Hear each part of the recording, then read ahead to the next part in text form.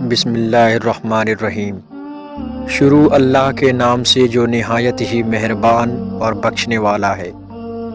ایک چور اور اس کی سزا۔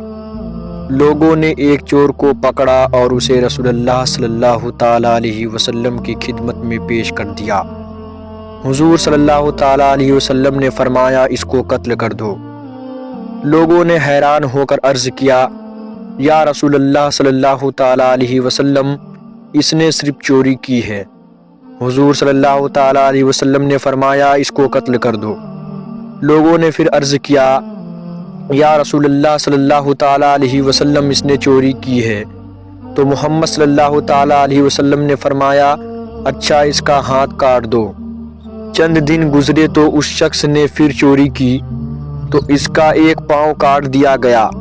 پھر اس نے عہد صدقی میں تیسری بار چوری کی تو اس کا دوسرا ہاتھ کاٹ دیا گیا۔